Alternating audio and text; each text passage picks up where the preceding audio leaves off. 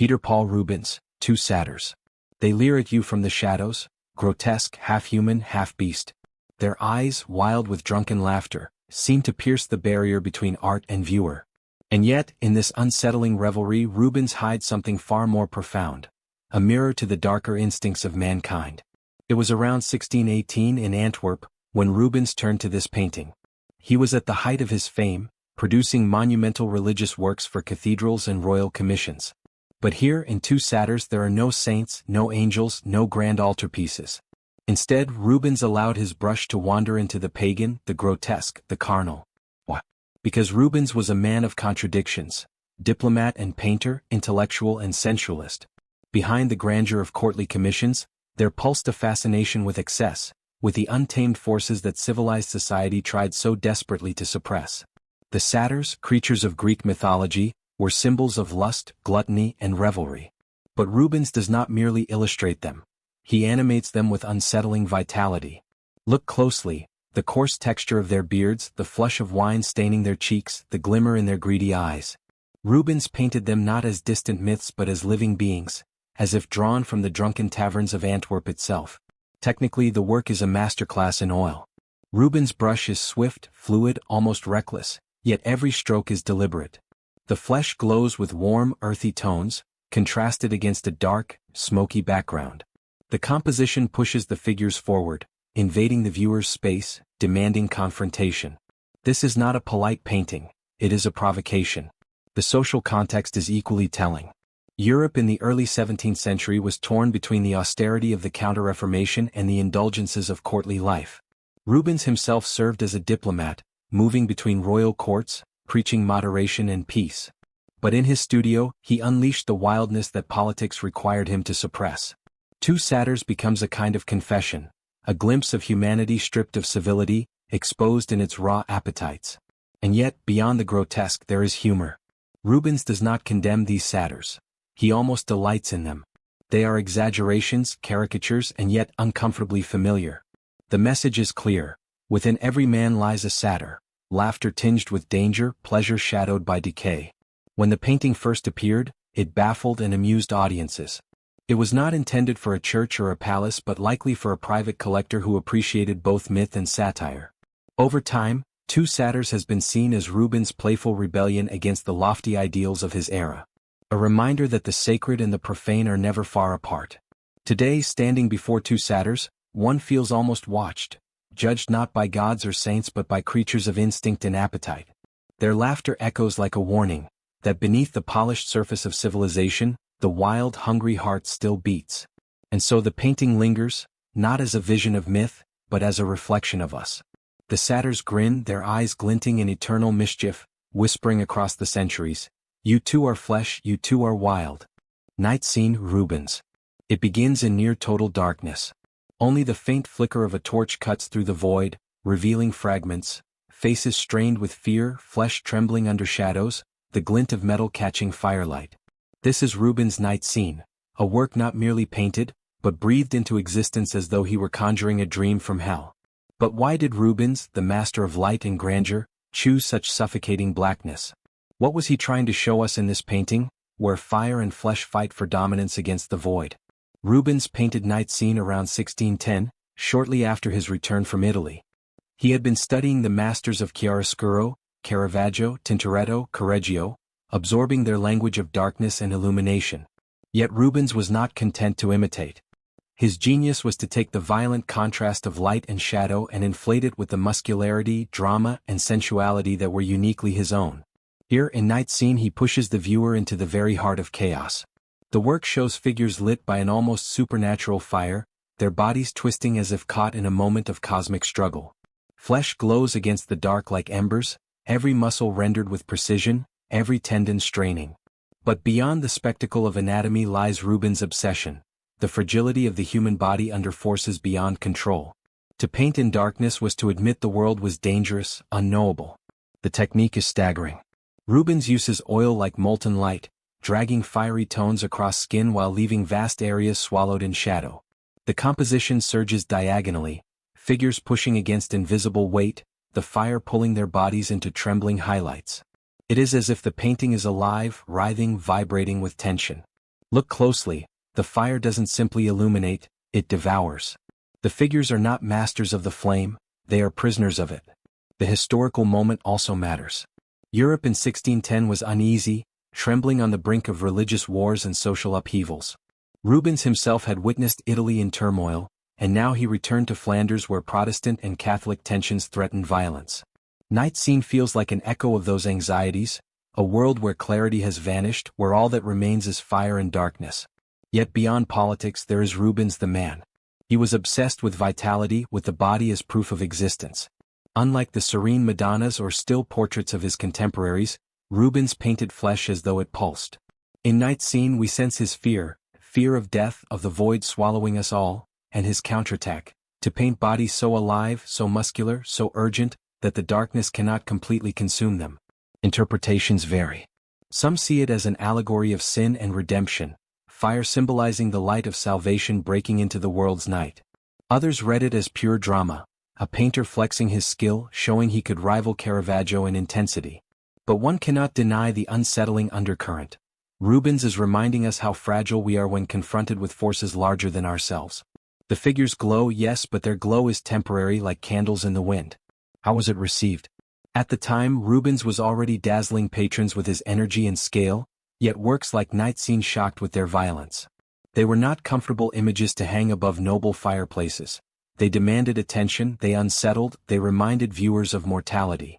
Later, however, this boldness would be seen as Rubens' strength. His ability to take the lessons of Italy and explode them into something even more theatrical, more alive. And so Night Scene lingers. Even today, standing before it, one feels a shiver. The fire almost warms your face, the shadows swallow your breath. It is not simply a painting, it is an experience of being trapped between life and death, light and void, salvation and annihilation. Rubens whispers through this painting. Life is fleeting, bodies are fragile, the night always approaches.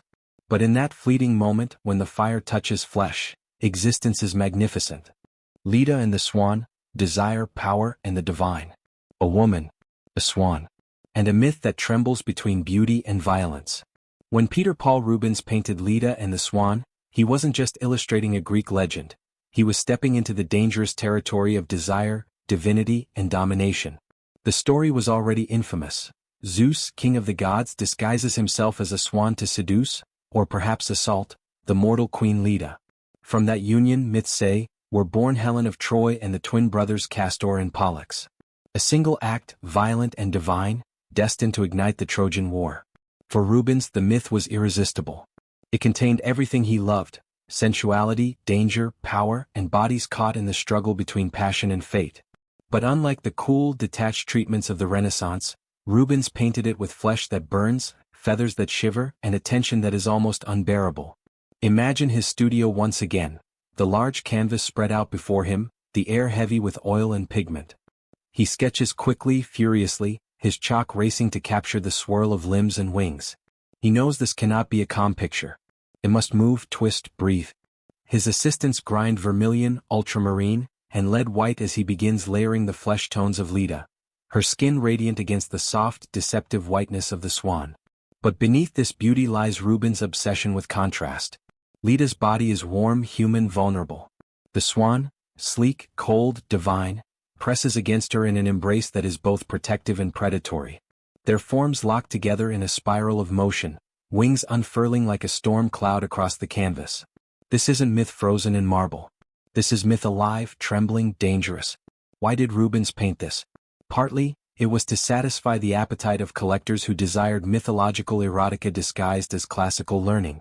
Wealthy patrons could hang such works in private chambers, cloaked in the respectability of ancient legend while indulging in its sensual charge.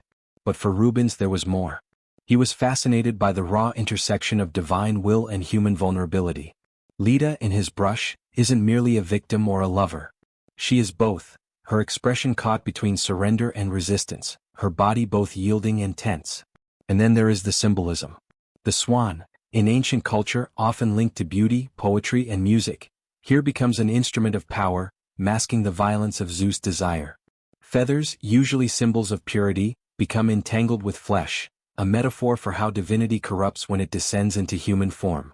Rubens knew this duality and he leaned into it, painting not a story of love, but of inevitability. Context matters too. Rubens painted this during a Europe soaked in Baroque drama, where Catholic Counter-Reformation art demanded emotional intensity, spectacle, and raw humanity. Even mythological subjects were infused with this theatrical pulse. Leda and the Swan was never going to be serene. It was destined to be operatic. Look at his brushwork. The thick, sensuous layers of oil that make Leda's flesh glow as if lit from within, the sweeping arcs of the swan's wings painted with a restless, almost violent energy.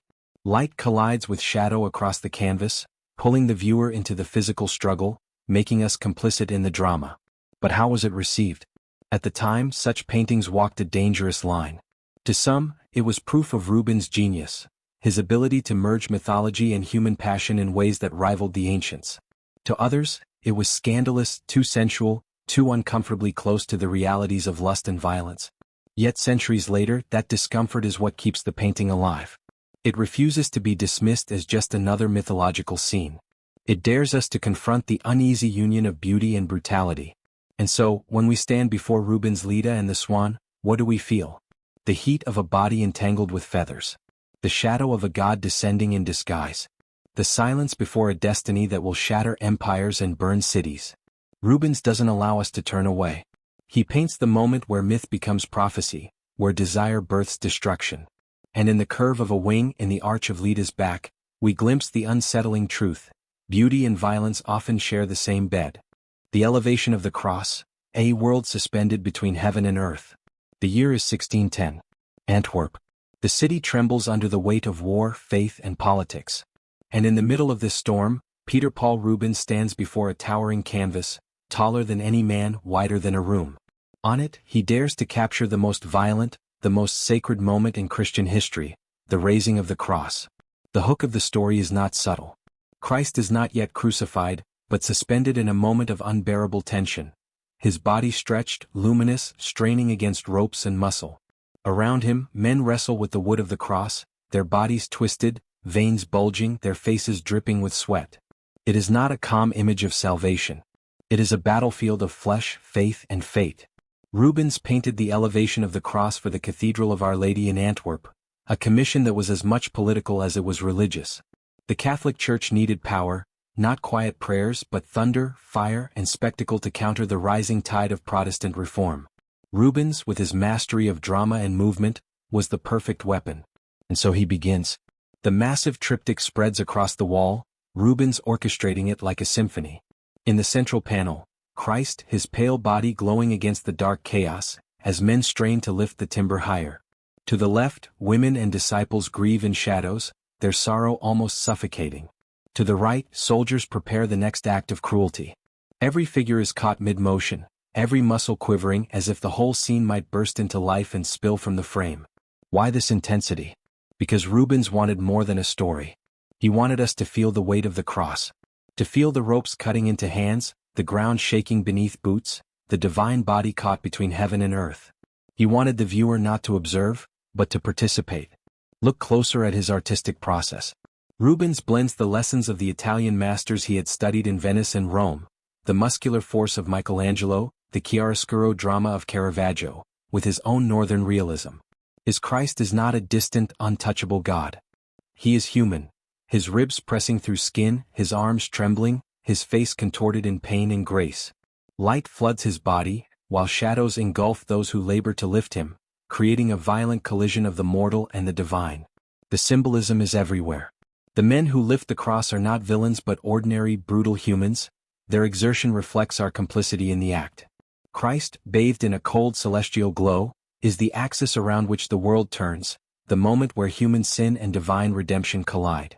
The very diagonal of the cross slices through the composition like a sword, cutting heaven into earth, darkness into light. But this wasn't just about theology. Antwerp in 1610 was a city bleeding from the 80 Years' War, its soul fractured between Catholic loyalty and Protestant defiance. By filling the cathedral with this monumental vision, Rubens gave the Catholic Church a weapon of awe. This was not persuasion by words but domination through vision. Anyone who stood before the elevation of the cross was overwhelmed, silenced, conquered. And yet, centuries later, the painting is more than propaganda. It is Rubens' own obsession with the theater of life and death. His brush doesn't preach, It shouts, it wrestles, it bleeds. His figures are not marble saints but sweating men and weeping women, all pulled into a cosmic drama they can neither stop nor understand. The reception at the time was thunderous. Parishioners wept. Foreigners marveled. Critics proclaimed Rubens the new Michelangelo of the North. And even now, standing in the cathedral, the work has the same effect. It swallows the viewer whole, lifting us into the same unbearable moment, when time stands still and destiny hangs in the balance. And so we end here, at the foot of the cross, as ropes tighten, as men heave, as Christ descends not to glory but to agony. Rubens freezes us in that instant, the instant before suffering becomes salvation. A world suspended, a body breaking, and a canvas that still demands we carry the weight of that wood upon our own shoulders. The abduction of the daughters of Leucippus, beauty, violence, and the storm of desire. It begins with chaos. Two women, their pale bodies twisting like marble brought to life, cry out in terror. Their arms thrash, their faces contorted in desperation. But their beauty, their very fragility, is the reason for their suffering. For Rubens paints not a gentle myth, but a violent theft, the abduction of Phoebe and Hylaira, daughters of Leucippus, carried away by the twin brothers Castor and Pollux. This painting, born in 1617, explodes like a battlefield of passion and power. Rubens, already famous across Europe, had no need to flatter royalty with portraits or sweet Madonnas here. He instead returned to what obsessed him most: the body in motion, the storm of flesh, the theater of myth where desire and brutality are indistinguishable. Look closer. Two horses rear, their muscles straining, their nostrils flaring with panic. The brothers, warriors, gods, predators, wrestle their victims into submission, their strength overwhelming, their armor gleaming. The women, naked, radiant, resist with all the grace of broken wings. Their hair spills in golden strands, their skin almost translucent against the earth tones and the thunderous sky. Rubens does not soften the violence, nor does he condemn it. Instead, he forces us into the spectacle, into the moment where beauty is devoured by power. The creation of this masterpiece was not casual. Rubens, educated in the Renaissance tradition, knew the ancient story well. The Dioscuri, Castor and Pollux, seizing Leucippus' daughters and forcing them into marriage. In mythology, the act is destiny, written into the fabric of divine order. But in Rubens' hands, it becomes something else. A visceral clash between love and domination, eros and force. Technically, it is breathtaking. Rubens' brush dances with furious energy. The swirling diagonals guide the eye in relentless motion, from the horses lunging upward to the men straining downward, to the women twisting in protest. The canvas feels alive, vibrating with movement, as if it might collapse under its own intensity. His palette is drenched in warm flesh tones, ruby fabrics, and the deep shadows that carve every sinew and muscle. Light pours over the bodies, making them glisten with sweat, tears, and the sheer heat of struggle. Symbolism hides within the frenzy. The horses, wild and unrestrained, embody the chaos of desire. The men, embodiments of martial force, symbolize an order that crushes resistance. And the women, luminous, delicate, stand as both victims and goddesses, their beauty making them eternal even as it renders them powerless in the moment. Rubens may not question the myth, but he paints it with such raw intensity that we, centuries later, are forced to. The historical context sharpens this edge. Europe in 1617 was no stranger to abductions, to forced marriages, to women treated as prizes in the games of dynasties and kingdoms. Rubens, a diplomat as much as an artist, had witnessed firsthand the politics of power, the negotiations where human lives were currency. Perhaps this is why his brush refuses to romanticize the abduction. He gives us no gentle veil of allegory, only the screaming truth. Desire is violent and beauty suffers under its weight. At its unveiling, the painting shocked and fascinated. Some praised Rubens' mastery of anatomy, his ability to make bodies move like symphonies of muscle and light. Others whispered of indecency, of scandalous nudity, of myth twisted into near blasphemy. Yet the work endured, for no one could deny its force. It was Rubens at his boldest, unflinching, unapologetic, wielding myth like a mirror to human passion. And now, centuries later, we still cannot look away. The canvas overwhelms. It asks, where does love end and violence begin? Where is the line between desire and domination? Are we to admire the beauty or recoil at the cruelty? Rubens gives no answer. He only leaves us suspended in the storm. So we end here, with horses rearing, men straining, women crying out. A frozen tempest of flesh and fury, painted in strokes of fire and blood. The Abduction of the Daughters of Leucippus is not a tale of romance. It is a reminder that beauty and violence, forever entwined, remain at the heart of both myth and humanity.